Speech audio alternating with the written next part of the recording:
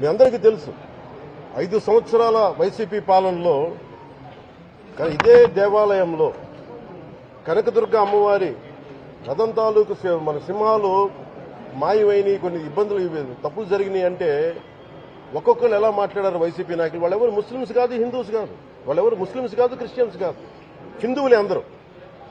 పొద్దున్నేస్తే తాళ్లు కట్టుకునేవాళ్ళు, బొట్లు పెట్టుకునేవాళ్లే. కానీ ఒక తప్పు జరిగింది, ఒక అపవిత్రం జరిగింది అంటే పదవులు అనుభవిస్తూ ఉన్నవాళ్ళు, పొద్దున లేస్తే గుళ్ళకి వెళ్లేవాళ్ళు, వీళ్ళు అపహాస్యం చేస్తా ఉన్నారు, వీళ్ళు వెటకారం చేస్తా ఉన్నారు. ఈ ఎంటైర్ ఈ విషయంలో వాళ్ళు మతం పుచ్చుకున్నారా లేదా నాకు అయినా తెలియదు. వైవి సుబ్బారెడ్డి గారు ఉన్నారు, భూమన కరుణాకర్ రెడ్డి గారు ఉన్నారు, వారి కుటుంబ సభ్యులు ఉన్నారు. ఎవరైనా సరే మీరు మతం పుచ్చుకున్నారా లేదా నాకు తెలియదు. అవన్నీ అది మీ బయటికి చెప్పుకుంటారా లేదా నాకు తెలియదు. నేను అది కూడా మాట్లాడట్లా. కానీ మీరు బాధ్యత తీసుకున్నారు. మీరు హైందవ ధర్మాన్ని కాపాడుతానని మీరు బాధ్యత తీసుకున్నప్పుడు కాపాడాల్సిన అవసరం మీ మీద ఉంది. బోర్డుని మీరు స్థాపించారు, మేము స్థాపించాల. తప్పులు జరిగినాయి. తప్పులు జరిగితే వైఎస్ జగన్ గారు ఏం చెప్పాలి? ఒకవేళ నాకు తెలియకుండా మేము ఆయన బ్లేమ్ చేయట్లా. కానీ మీ ఆధ్వర్యంలో జరిగింది, మీరు కాన్స్టిట్యూట్ చేసిన బోర్డు వల్ల జరిగిన తప్పిదాలు ఇవి. మేము కనుగొన్నాం. ల్యాబ్ టెస్టులు ఇవన్నీ మేము ఆటలాడతామా? ఇవన్నీ వీటితోటి సెంటిమెంట్స్ తోటి మాకు బాధ్యత లేదా? నేను నిజంగా కనుక చాలా బలమైన సనాతన ధర్మాన్ని పాటించేవాడిని.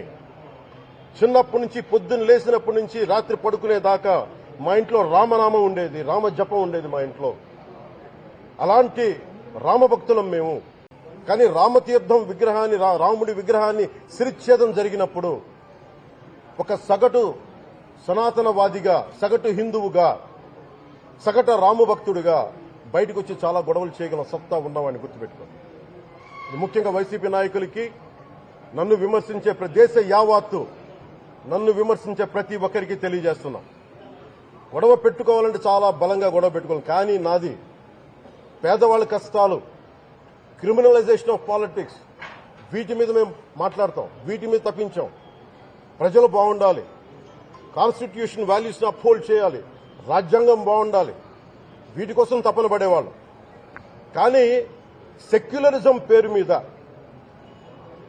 Secularism is not one way, it's two way. Secularism అంటే కూర్చోబెట్టి ఒక్క సైడ్ నుంచి వచ్చేది కాదు, అన్ని సైడ్ నుంచి రావాలి. ఇది చాలా ఆవేదన కలిగిస్తుంది. కొన్ని దశాబ్దాలుగా చూస్తున్నారు ప్రతి హిందువు.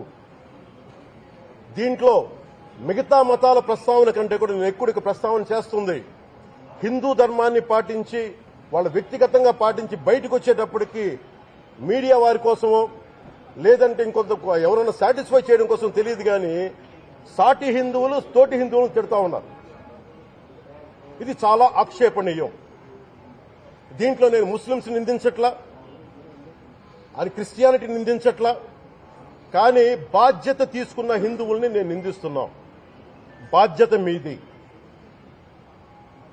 మీరు యథాలాపంగా వచ్చి ఇది పొలిటికల్ పదవులు, విగ్రహాలు పోతే మేము ఇల్లు కట్టుకుంటాం, వాకిళ్లు కట్టుకుంటాం, ఏం మాటలవి?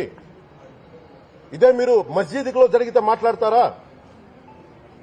మస్జిద్లో ఇలాంటి అపవిత్రం, ఒక చిన్నపాటి చోరీ జరిగితే ఇలాగే మాట్లాడతాం. ఎందుకంటే మీరు మాట్లాడరు, ఓట్లు కదా అక్కడ. కానీ హిందువులు మాట్లాడితే హిందువులు అందరికీ ఎవరు పట్టించుకోరు. ఇక్కడ మా వేదన ఉండదా? మౌనంగా ఉన్నామంటే బాధ లేదనా? కోపం రాదనా? ఈ రోజుకి కూర్చొని చూడండి ఏం మాట్లాడుతున్నారో వాళ్ళు. ఆయన వాళ్ళ లాయర్ అంట, ఆయన ఎవరు, ఏజీపీ అని, పొన్నవోలు సుధాకర్ రెడ్డి గారు తిరుమల లడ్డుపై ఢిల్లీలో చేసిన కామెంట్ నా దృష్టికి తీసుకొచ్చారు. ఇలాంటి సెన్సిటివ్ సమయాల్లో ఎయిదర్ మౌనం మంచిది, మౌనం దాటి పొగరుగా మాట్లాడటం, నన్ను పచ్చి బూతులు తిట్టినా, నన్ను వక్రీకరించినా, నన్ను రోడ్డు మీదకి లాగిన నేను ఎప్పుడు మౌనంగానే ఉన్నా. కానీ వైసీపీని నాయకులు, విమర్శించే నాయకులు ప్రత్యేకంగా చెప్తున్నాం, సనాతన ధర్మాన్ని జోలికి రాకండి. తప్పు జరిగితే తప్పు జరిగిందని ఒప్పుకోండి, లేదా మాకు సంబంధం లేదని చెప్పండి. అంతేగాని మళ్ళీ అడ్డగోలుగా మాట్లాడితే ఎవ్వరం క్షమించం ఇక్కడ.